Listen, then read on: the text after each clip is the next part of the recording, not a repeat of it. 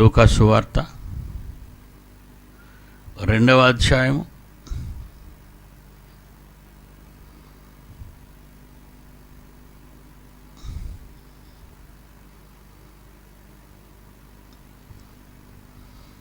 11వ వచనం నుంచి 10వ వచనం నుంచి చదువుదాం. 10వ వచనము నుండి, ఇదిగో ప్రవక్తలందరికీ కలుగబోవు, ప్రజలందరికీ కలుగబోవు, సేవకులందరికీ కలుగబోవు, భక్తులందరికీ కలుగబోవు, ప్రజలందరికీ కలుగబోవు మహాసంతోషకరమైన వర్తమానము నేను మీకు తెలియజేయుచున్నాను.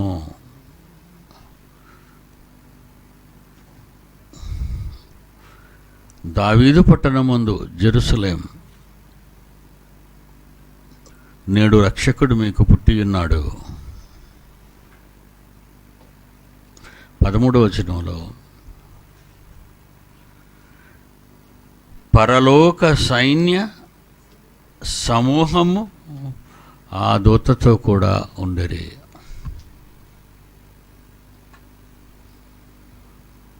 ప్రతి దేవుని కుమారుడు చాలా ఇది మోస్ట్ ఎసెన్షియల్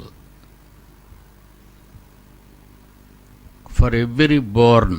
ప్రతి పుట్టుక గురించి దేవుడు ఇదే జరిగిస్తున్నాడు. యేసు ఒక్కడే కొడుకని మీరు అనుకుంటే పొరపాటు. పరిశుద్ధాత్మదేవుడు ఆయన కొడుకే. ఆదాము ఒక్కడే కొడుకని మీరు అనుకుంటే పొరపాటు. మీరు కూడా ఆయనకి కొడుకులు కూతురులే.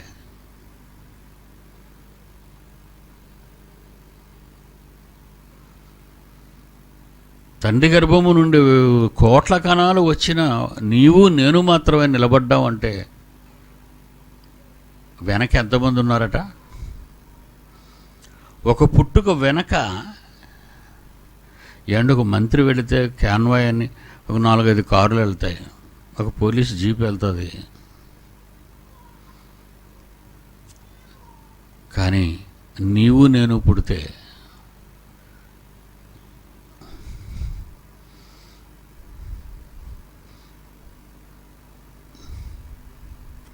నీవు నేను పుడితే 13వ వచనం, పరలోక సైన్య సమూహము అనే పదం ప్రయోగించబడింది చూడండి అక్కడ. ఇది పరలోక సైన్యం. తండ్రి ఒక్కొక్కరిని ఆయా తరాలలో ఆయా కాలాలలో మీ తండ్రుల గర్భము నుండి తల్లుల గర్భములోనికి ప్రవేశించేటప్పుడు కోట్లాది కణాలు తండ్రి నుంచి తల్లి అండంతో కలవడానికి ప్రయత్నించినప్పుడు కోటాను కోట్ల సైన్యం మీ వెనక ఉంటుందట. మీరు ఆలోచించండి. నువ్వే ఎందుకు నిలబడాలి? పాట చూశారు ఇప్పుడే మీరు. ఒకే ఒక శుక్రకణం తల్లి అండంతో ఫలదీకరణం చెందుతుంది.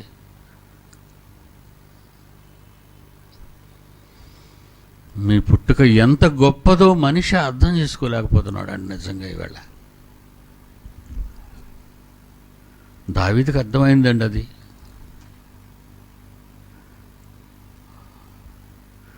నూట 39 కీర్తనలో దావీదుకి ఏమర్థమైంది?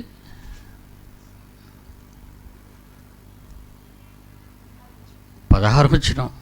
139 కీర్తన 16వ వచనం, నేను పిండముగా నా తల్లి గర్భములో పిండము, నా తండ్రి నుంచి వచ్చిన నేను నా తల్లి అండంతో కలిసి పిండముగా మారాను. అదే కదండి మెడికల్ నాలెడ్జ్, అదే కదండి. నా తండ్రి నుంచి కోటాను కోట్ల శుక్రకణాలు వచ్చాయి. ఎన్నో కణాలకు ఇవన్నీ నా తండ్రి కూడినప్పుడల్లా కోట్ల కణాలు వస్తున్నప్పుడు నా తల్లి అండం రాలేదే, నా తల్లి అండం ఆ కణాలతో పరళీకరణం చెందలేదే. నేను వచ్చినప్పుడే నా తల్లి అండం ఎందుకు పరళీకరణం చెందింది? నీ వెనుక పరలోక సైన్య సమూహాలు ఉన్నాయి. నువ్వొస్తేనే తండ్రి పని భూమి మీద జరుగుతుంది.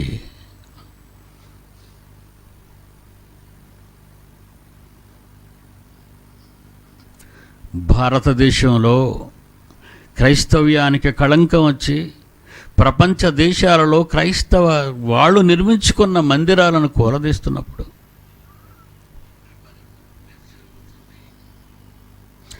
క్రీస్తును నమ్మిన వాళ్ళని చంపుతుంటే, అల్లాను మాత్రమే మీరు పూజించాలని ఇస్లాం ఉగ్రవాద సంస్థలు పెట్టరేగుతుంటే,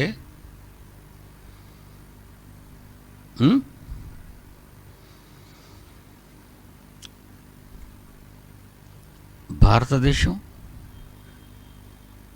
మందిరాలు పడగొడుతుంటే, ఆరాధించుచున్న వారిని పోలీసులతో లాఠీచార్జీ చేయించి బయటికి గెంటుతుంటే, నీవు పుట్టాలి, నేను పుట్టాలి, మనం పుట్టాలి. ఏ తరంలో,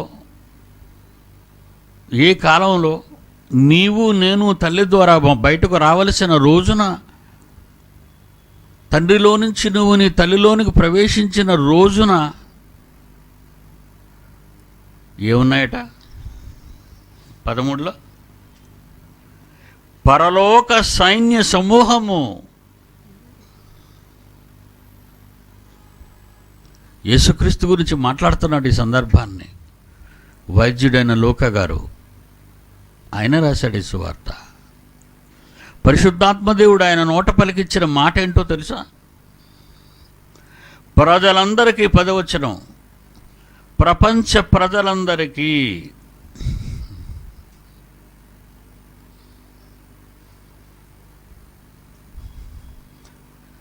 అయితే దూత భయపడుకుడి, ఇదిగో ప్రజలందరికీ కలుగబోవు మహా సంతోషకరమైన వర్తమానము, సువార్తమానము ఏంటంటే రక్షకుడు మీకు పుట్టి ఉన్నాడు. ఆయన ప్రభు అయిన రాజు, క్రీస్తు అంటే అభిషేకింపబడినవాడు, చక్రవర్తి. రక్షకుడు రావాలి. 2000 సంవత్సరాల క్రితం రక్షకుడు వచ్చాడు కనుకనే కాలచక్రంలో కాలాన్ని లెక్కించింది మానవ జాతి. శకపురుషుడు.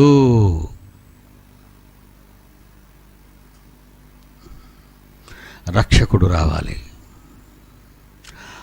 ప్రజలను కాపాడడానికి రక్షకుడు రావాలనుకున్నప్పుడు దేవుడు కోటాను కోట్ల సైన్య సమూహాలను, నీ జన్మలో ఎలాంటి లోటు ప్రమాదము, నీ జన్మలో అంగవైకల్యము, నీ జన్మలో పిచ్చితనం లేకుండా సంపూర్ణ ఆరోగ్యవంతులుగా దేవుడు మిమ్మల్ని పుట్టించటానికి కారణం ఆ రోజు ఆయన ఏర్పాటు చేసినటువంటి భద్రత, కోటాను కోట్ల సైన్య సమూహం. మరణించిన సైన్య సమూహాలే. దేవుని పిల్లలు దేవుని సేవలో మరణించిన సైన్య సమూహాలే, పుట్టిన సైన్య సమూహాలే. లాజరు గారి గురించి మనకు తెలుసు. లూకాసు వార్త 16వ అధ్యాయం 22వ వచనంలో లాజరు చనిపోయి, 16వ అధ్యాయం 22, లాజరు చనిపోయి దేవదూతలు సైన్య సమూహములు, 2 3 ఒకరు అనుకుంటున్నారు మీరు? ఇట్స్ ఎ ప్లోరల్, బహువచనము. పుట్టినప్పుడు కోట్ల మంది సైన్య సమూహాలు నీ భద్రత కోసం భూమి మీదకి పంపటానికి. జాన్సన్ గారు ఇప్పుడు పాట చూశారు కదా, నువ్వు పుట్టకముందు ఏమైంది, నువ్వు పుట్టిన తర్వాత ఏమైంది. ప్లే ది సాంగ్, ఆ బిట్ ప్లే చేయకూడక, ఇందాక ప్లే చేశావు కదా. ఒక్కొక్క పాట దాని లోతులలోనికి వెళ్ళేసరికి నీ జన్మ పరమార్థం అంటూ తెలిసిపోద్ది. మొత్తం అంతా ప్రపంచానికి తెలియదండి. ఏదో బాప్తిజం పొందేస్తాం, చచ్చిపోతాం, పరలోకానికి వెళ్ళిపోతాం, సమాధి కార్యక్రమాలు బాగా జరిగిపోయాయి. ఏమండి మరి సంస్మరణ సభలు పెట్టుకుంటారు తెలుగు తక్కువ వాళ్ళు. ఎవరండి దీని గురించి ఆలోచిస్తారు?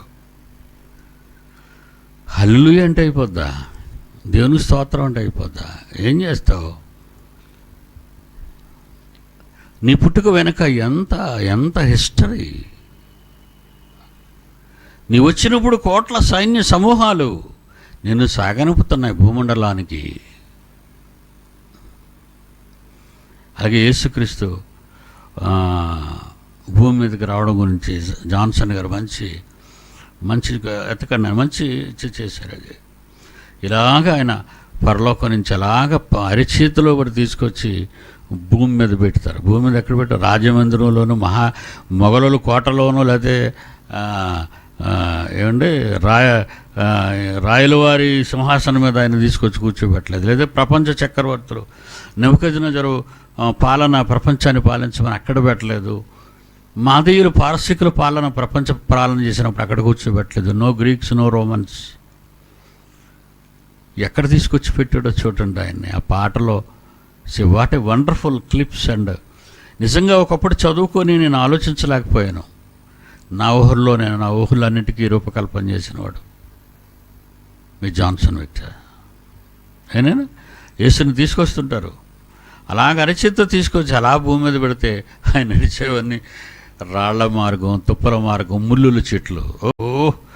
ఎంత ఆర్భాటంతో చూపిస్తారు. ఒక హీరోని ఎంటర్ చేసి పాదం దగ్గర నుంచి వాడు కారు దిగుతుంటే బూడి దగ్గర నుంచి చూపిస్తారు అలా పైకి, ఎవడా హీరో అని. అంతకంటే గొప్పోడండి ఆయన. ఈ ప్రపంచాన్ని పాలించటానికి వచ్చిన చక్రవర్తి ప్రవేశం, ఈ భూమండల ప్రవేశం చూశారు కదా. మీ అందరి రాక అలాంటిదేనా రా. మీరు జ్ఞాపకం ఉంచుకోండి. ఏ తప్పైనా చేసే ముందు, ఏ మంచి అయినా చేసే ముందు ప్రతిసారి మీరు జ్ఞాపకం ఉంచుకోవాల్సింది, నీ రాక ఎంత ఆర్భాటంగా జరిగింది భూమి మీదకి. నీ పోక చావు కుళ్ళి చావటానికి కాదు. ఈ ప్రజలకు ఏదో పరిపాలన చేసి చావటానికి కాదు, ప్రజలను మార్చటానికి.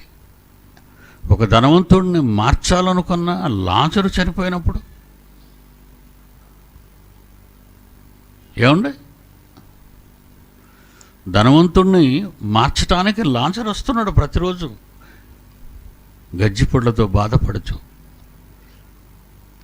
ఆయన పడేసే రొట్టె ముక్కలైన తిని 4 మాటలు ఆయనకి చెప్పాలని.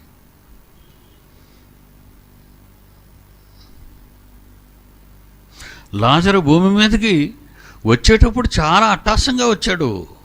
పరలోక సైన్యాల సాగనంపారు. ఆదామును సాగనంపారు.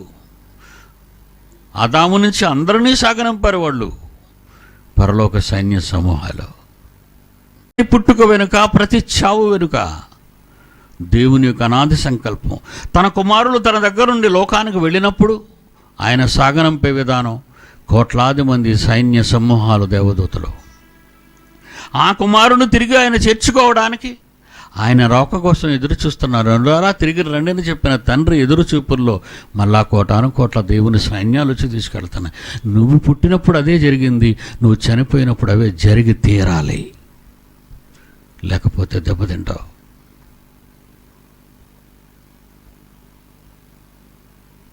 యేసు పుట్టాడనే ఆనందిస్తున్నావు, యేసు మరణించాడని అక్కడికి వెళ్ళి ఏడుస్తున్నావు.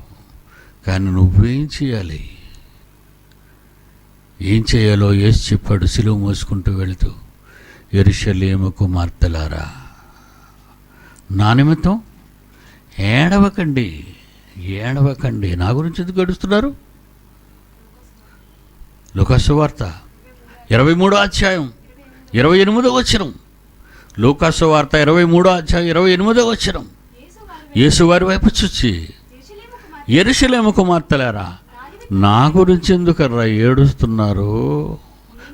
మీ గురించి, మీ పిల్లల గురించి ఏడవండి. మీకు అర్థం కాలేదు, మీ జన్మ రహస్యం మీకు అర్థం కాలేదు.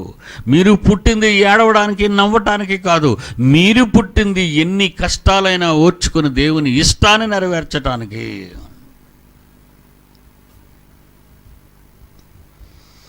యేసుప్రభు పుట్టినప్పుడు ఏమని వచ్చింది? పరలోక పైనుంచి,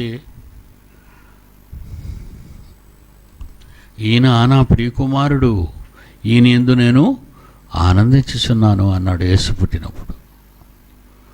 బాప్తిసం తీసుకోవడానికి బాప్తిస్మం ఇచ్చి యోహాను దగ్గరికి వచ్చినప్పుడు యేసుక్రీస్తు వారిని బట్టి, ఈయనెవరు? Is my son, lovely son, నా ప్రేమ కుమారుడు, నా ప్రియ కుమారుడు. ఇతడు వచ్చాడు కనుక నా ప్రపంచంలో నా పిల్లలందరూ కాపాడబడతారనే ఆనందం నాకుంది కనుక, నా కొడుకు చనిపోయినా నా పిల్లలందరూ నా దగ్గరికి వస్తారు, తెస్తారని మాటిచ్చి వెళ్ళాడు నా యేసు, నా కొడుకు. మిమ్మల్ని అందరినీ మార్చి తెస్తానని మాటిచ్చి వెళ్ళాడు. పరలోక వైభవాన్ని విడిచిపెట్టాడు. భూమి మీదకి ఆయన్ని ఏ నటనలో పంపించానో తెలిసే పేదవాడిగా పుట్టాడు, దాసుడిగా పుట్టాడు, ప్రజల చేత చంపబడ్డాడు.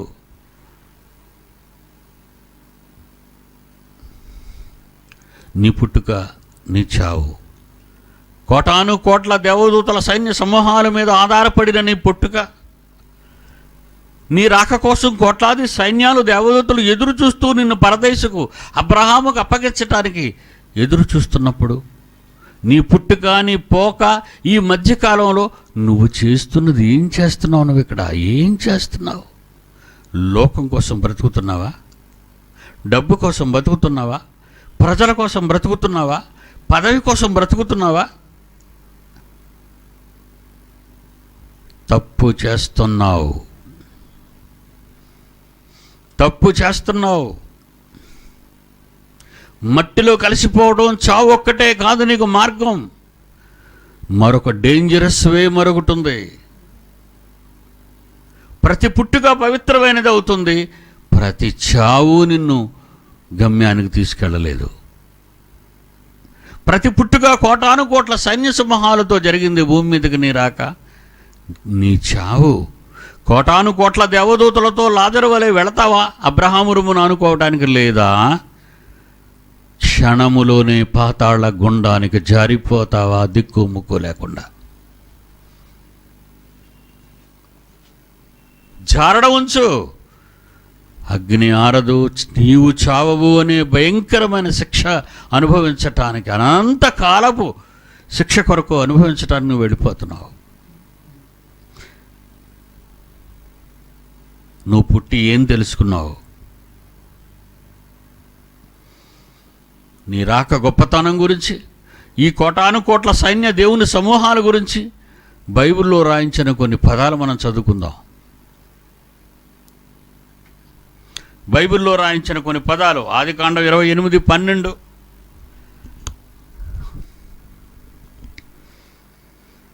ఆదికాండం 28:12. అప్పుడతడు ఒక కల వచ్చింది, ఆ కలలో ఒక నిచ్చెన భూమి మీద నిలుపబడి ఉండెను, దాని కొన ఆకాశమనంటేను. మరి ఎక్కడ వరకు వెళ్ళిపోయింది అది? పరదైసు వరకు వెళ్ళిపోయింది అది. ఖాళీ నిచ్చెన అనుకున్నారా? దాని మీద ఎవరు లేరు అనుకుంటున్నారా మీరు? ఏముందో చూడండి, దాని మీద దేవుని దూతలు ఎక్కుచూ దిగుచూ ఉండురి. వస్తున్నారు, వెళుతున్నారు, వస్తున్నారు, వెళుతున్నారు సైన్య సమూహాలు. ఎవరి కోసం? నిన్ను నీ తండ్రి దగ్గరకు చేర్చటానికి, నిన్ను అబ్రహాము దగ్గరికి, విశ్వాసులు తండ్రి దగ్గరకు చేర్చటానికి. ఆకాశమునకు వేయబడిన నిచ్చెనలో కోట్ల మంది దేవదూతలు దిగుతూ ఎక్కుతూ దిగుతూ ఎక్కుతూ ఉన్నారు. అంటే ఎక్కడికి వీళ్ళరాక, ఎక్కడికి వీళ్ళ పోక, ఎందుకు వచ్చారు వాళ్ళు ఇక్కడికి, ఎవరిని తీసుకుపోతున్నారు అక్కడికి? ఆదికాండం 32:1-2. ఆదికాండం 32:1-2. యాకోబు తన త్రోవను వెళ్ళుచుండగా దేవదూతలు అతనిని ఎదుర్కొనిరి. యాకోబు వారిని చూచి, దేవుని సైన్యం వచ్చింది, దేవుని సైన్యము నాకు ఎదురొచ్చింది, దేవుని సైన్యము నాకు సంరక్షణగా నిలిచింది, దేవుని సైన్యము నాకు భద్రతనిస్తుంది. లేకపోతే ఏశావు నన్ను మా అన్నయ్య చంపేస్తాడు,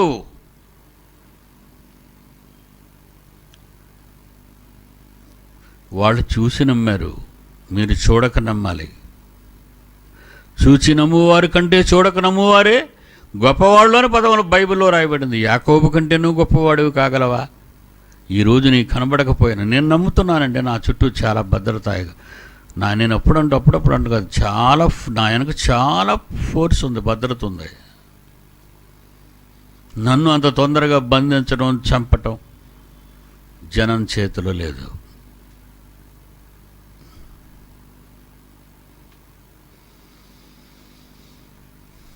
నా రాక భూమి మీదకి ఆయన సంకల్పం.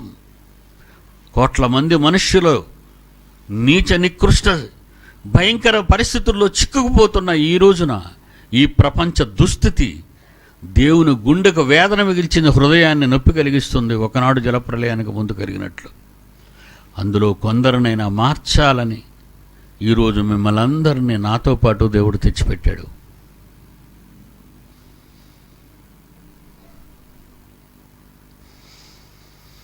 నూట 48 కీర్తన 2వ వచనం, 148వ కీర్తన 2వ వచనం.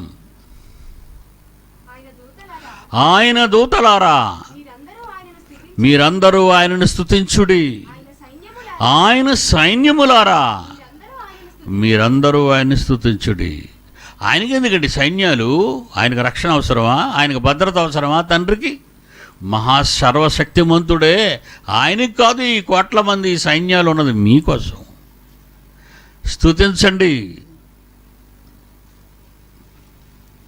మీకోసం ఈ సైన్యం అంతా. ఊరకనే లేరు వాళ్ళంతా, ఊరకనే దేవుడు కలిగించలేదు వాళ్ళందరినీ. మన కోసం, మన భద్రత కోసం, మన పుట్టుక కోసం, మన చావు కోసం, మన జీవిత కాలంలో మనల్ని సంరక్షించడం కోసం.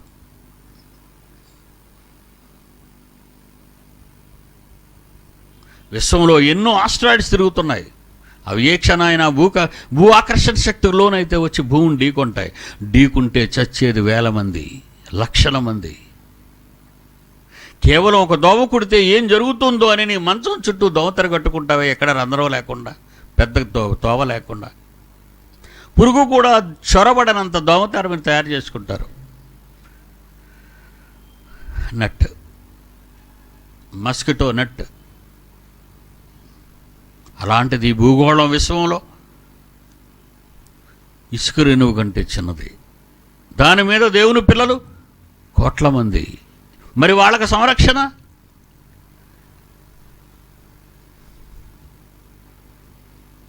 ఒక ఇంజిన్ వెళుతుంది అంటే ఎంతో డస్ట్ ఉంటుంది, దాన్ని క్లీన్ చేయాలి. ఒక విమానం ల్యాండ్ అయిన తర్వాత వెంటనే క్లీనర్స్ పైకెక్కుతారు క్లీన్ చేయటానికి. దాని ఇంజిన్ పర్ఫెక్ట్గా ఉందో లేదో చూస్తారు, దాని ఆయిల్ పర్ఫెక్ట్గా ఉన్నదో లేదో చూస్తారు. ఒక ఎక్కే బస్సు, నడిచే రైలు, ఎగిరే ఫ్లైటు, ఒక కర్మాగారం, ఒక ఫ్యాక్టరీ, ఇవన్నీ కూడా ఎప్పటికప్పుడు సిస్టమ్ కరెక్ట్గా ఉందా లేదా? ఇంత చిన్న వాటికి ఈ భూమి మీద ఇంత గవర్నమెంట్ ఆఫ్ ఇండియా కానీ ప్రైవేట్ కంపెనీలు కానీ ఇంత సంరక్షణ ఏర్పాటు చేస్తే ప్రజల కోసం. What about your father? మన తండ్రి. విశ్వం, మహావిశ్వం. ఈ మహావిశ్వంలో సముద్రం ఇసుక రేణువు లాంటిది మనం ఉన్న భూమండలం. దీనికి ఏ చిన్నది తగిలినా, ఏమంటే ఒక బకెట్తో నీళ్ళు వంపేస్తే భూమి మీద నడిచే ఒక చిన్న చీమ ఏమైపోద్ది, కొట్టుకుపోయి చచ్చిపోద్ది.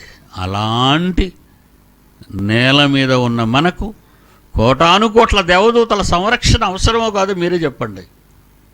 ఈరోజు నువ్వు ఊపిరి పీల్చుకుంటే, ఆక్సిజన్ రాకపోతే, ప్రాణవాయువు నీకు లేకపోతే అందరూ మట్టి కట్టెల్లా టప్పన పడిపోతారంతే, బుట్టల్లా టపటపటపట పేలిపోతారంతే. ఈ పచ్చదనం, ఈ ప్రకృతి సంపద, ఈ ప్రకృతి జీవము ప్రతి క్షణం మనిషి ఆస్వాదిస్తున్నాడు, తింటున్నాడు, త్రాగుతున్నాడు, పీలుస్తున్నాడు. కోటానుకోట్ల సైన్య సమూహాలు నీకోసమే, నీ రాక కోసం, నీ పోక కోసం, నువ్వు బ్రతికే ఈ రెండింటి మధ్య బ్రతుకు కోసం యేసు పుట్టాడు. ఆయన బ్రతుకు పుస్తకంలో ఏముంది? అన్ని కష్టాలే. ప్రజల కోసం ఎన్నో మాటలు తండ్రి నుంచి తెచ్చి నువ్వు చెప్పాడు. ఆయన మన కోసమే వచ్చాడు. ఆయన మన కోసమే రాయించాడు 66 పుస్తకాలు. వాటినే బోధిస్తున్నాం ఈరోజు మనం. సమాజాన్ని మార్చాలి, వచ్చింది ఎందుకో చెప్పాలి, చేస్తే ఏం జరుగుతుందో వాళ్ళకి ముందుగా తెలియజేయాలి బ్రతుకున్నప్పుడే.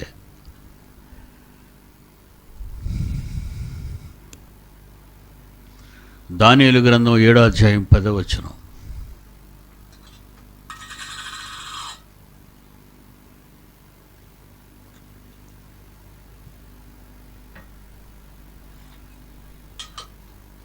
దానియేలు గ్రంథం 7వ అధ్యాయం 10వ వచనం. అగ్ని వంటి ప్రవాహము ఆయన యుద్ధ నుండి ప్రవహిస్తుంది మంటలతో. అగ్నిపర్వతాలు పేలిపోయినప్పుడు ఎలాగైతే ఎర్రటి మట్టి భగభగా మండుతూ దిగుతుండదు కొండ మీదల్లి, అలాంటి ప్రవాహము ఆయన ముందు ప్రవహిస్తుంది. వేవేల కొలది ఆయనకు పరిచారకులుండిరి. ఇదే తండ్రికి. దేనికి? ఆయనకెందుకు పరిచారకులు? ఏం పని చేయాలి? పిల్లల పని. వచ్చేవాడు ఒక మంత్రి అయితే, వచ్చేవాడు ఒక ప్రధాన మంత్రి అయితే, వచ్చేవాడు ఒక ప్రెసిడెంట్ ఆఫ్ ఇండియా అయితే, పోలీసు యంత్రాంగం అంతా అక్కడే ఉంటుంది. ఎందుకు? ఈ దేశానికి ప్రధాని గనుక, ఈ దేశానికి అధ్యక్షుడు గనుక. ఒక అధ్యక్షుడికి, ఒక ప్రధానికి ఎంత కట్టుదిట్టంగా ఉంటే మరి మన కోసం, మన భద్రత కోసం కోట్ల సైన్య సమూహాలు ఉన్నాయి దేవుని దగ్గర. మీ పుట్టుక కోసం, మీ బ్రతుకు కోసం, మీ చావు కోసం వాటి సేవలు ఏమైనా అందుకుంటున్నారు? పుట్టుకలో అందుకున్న మీరు పుట్టిన తరువాత భూమి మీద వారి సేవలు లేకుండా చేసుకున్నారు. లోకం కోసం బ్రతకడం నేర్చుకున్నారు. యేసులా ప్రజల కోసం బ్రతకడం, యేసులా తండ్రి ఇష్టాన్ని నెరవేర్చడం కోసం కాదు. 17వ అధ్యాయం 4-5 వచనాలు యోహాను సువార్త. ఎవరి కోసం పుట్టావు? మర్చిపోయావు. ఎవరి కోసం బ్రతకాలి? మర్చిపోయావు. ఎందుకు చావాలి? అది మర్చిపోయావు. ఎప్పుడు చస్తావో అది నీకు తెలియకుండా పోయింది. ఇంక నీకు ఎందుకు నీ బ్రతుకు? యోహాను సువార్త 17వ అధ్యాయం 4-5 వచనాలు. చేయుటకు భూమి మీద ఉన్న యేసుక్రీస్తు వేల సైన్యాలు, కోట్ల సైన్యాలతో, సమూహాలతో భూమి మీదకి వచ్చిన దేవుడు, చక్రవర్తి కుమారుడు, రాజాది రాజు, మెస్సియా క్రీస్తుగా ఈ భూమి మీదకి తండ్రి చేత పంపబడిన వాడు ఏమంటున్నాడంటే, భూమి మీద చేయుటకు నీవు నాకు ఇచ్చిన పని. నీకు పని ఉంటేనే భూమి మీదకి వస్తావు. నీకు పని లేకపోతేనే తల్లి గర్భంలో నుంచి రాలిపోయి చచ్చిపోతావు. నువ్వు భూమి మీద పని ఉంటేనే బ్రతికి బట్ట కడతావు, బేబీగా బయటకు వస్తావు. పని లేకపోతే శుక్రకణంగా రాలిపోతావు. కడిగితే పోతావు, తుడిస్తే పోతావు. తుడు చేయకుండా, కడిగేయకుండా, వాళ్ళలో నిన్ను ఉండనీయకుండా లోనకు ప్రవేశపెట్టాడే నీ తండ్రి నీ తల్లి గర్భంలోకి. సైన్య సమూహాలు భద్రతతో జరిగింది ఇదంతా. పుట్టిన తర్వాత ఏం జరిగిందో మర్చిపోయావా? ఏం లేదా? నీ జన్మకు కారణం ఏమీ లేదా? లేదండి. ఉద్యోగం లేదండి, నాకు పెళ్ళి ఇంకా కాలేదండి, అద్దిల్లడి నాది. ఇది ఇందులో మునిగిపోయేవేటి నువ్వు వచ్చి? ఇందులో మునిగిపోతే ఏసి ఎక్కడ అద్దెకున్నాడు? ఇందులో మునిగిపోతే ఏసి ఎక్కడ కాపురం ఉన్నాడు? కన్నవాళ్ళ ఇంట్లోంచి వెళ్ళగొట్టిన తర్వాత ప్రజల మధ్యకు వెళ్ళిన ఆయన తండ్రి ఇష్టాన్ని నెరవేరుస్తూ ఏమని అంటున్నాడో చూడండి. చేయుటకు తండ్రి నీవు నాకు ఇచ్చిన పని నేను సంపూర్ణంగా నెరవేర్చేశాను. భూమి మీద నిన్ను మహిమపరిచాను. తండ్రి, లోకం పుట్టక ముందు, లోకాన్ని నీ పిల్లల కోసం సృష్టించక ముందు, అప్పుడు నేను పుట్టాను కదా పరలోకంలో, అప్పుడు నీ దగ్గరే కదా ఉన్నాను. ఆ మహిమ, ఒకనాడు పరలోకంలో ఉన్న నా గొప్పతనం, నా మహిమ, ఇదిగో నేను వచ్చేస్తున్నాను. ఇంకా నా పని అయిపోయింది. వీళ్ళు సిలువేసేస్తారు ఇక నన్ను. ఈ ప్రజల కోసం నువ్వు కోరినట్టుగా నా చెయ్యి విడిచిపెడతావు. నువ్వు దేవా దేవా నా చెయ్యి ఎందుకు విడిచిపెట్టావని కూడా నేను అంటాను.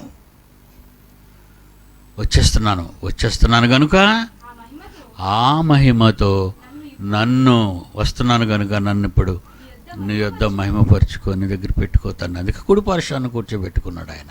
వచ్చేనైనా నువ్వు నా కుడి పార్శ్వాన్ని ఉంటావు, మరి నువ్వెక్కడ ఉంటావు? ఎప్పుడు చేస్తావో తెలీదు, ఎందుకు చేస్తావో తెలీదు, ఎందుకు తింటున్నావు, ఎందుకు తిరుగుతున్నావో అర్థం కాలేదు నీకు. ఎవరు చెబుతారు? ఎవరికి తెలుసని చెబుతారు?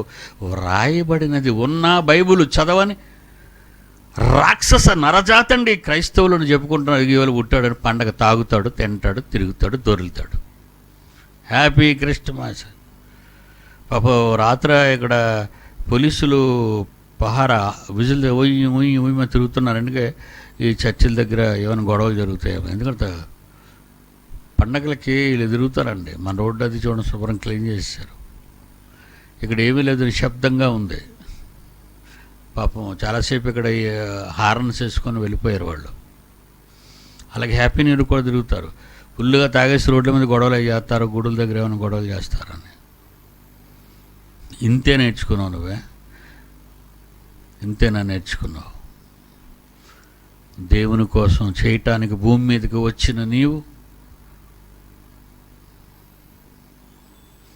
ఏం చేస్తున్నావు బిడ్డ? భూమి మీదకి వచ్చి ఎవరికి లోబడుతున్నావు? ఎవరి కోసం బ్రతుకుతున్నావు? నిజంగా అండి, నా పిల్లలు మీరు చాలా గొప్పవాళ్ళరా.